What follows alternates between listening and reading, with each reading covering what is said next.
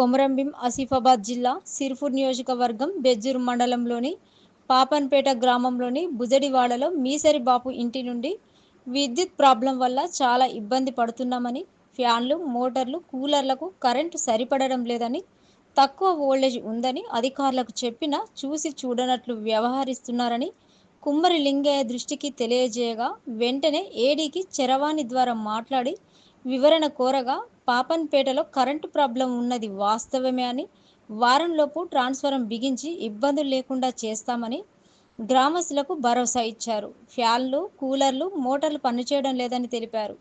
Machine Bhagiratha నీళ్లు అసలే రావడం లేదన్నారు. పలుమార్లు అధికారులకు చెప్పినా పట్టించుకోవడం లేదని ఆవేదన వ్యక్తం చేశారు. ఇట్టి విషయంపై కార్యదర్శిని చరవాణి ద్వారా వివరణ కోరగా పై అధికారులకు తెలియపరిచి వెంటనే నీళ్ల సరఫరాకు వచ్చే ఏర్పాట్లు చేస్తామని అన్నారు.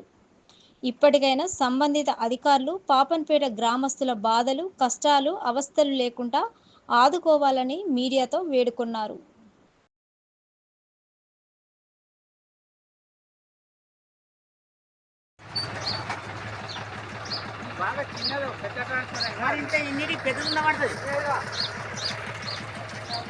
ఏం ప్రాబ్లం ఉంది?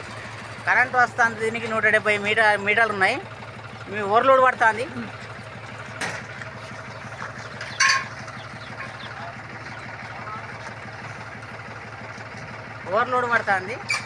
కూలర్ వస్తలేవు, ఫ్యాన్లు తిరుగుతలేవు, కూలర్లు తిరుగుతలేవు. బాగా ప్రాబ్లం అవుతుంది. నీలశంగా తిరుగుతానికి బాగా ఇబ్బందులు అవుతున్నాయి. ఇది తొందరగా పరిష్కారం కావాలని చెప్పారా? చెప్పాము. ఇది 2 సార్లు చెప్పినాం కానీ శాంక్షన్ అయి ఉన్నది అంటున్నారు కానీ పెట్టడం అయితే లేదు.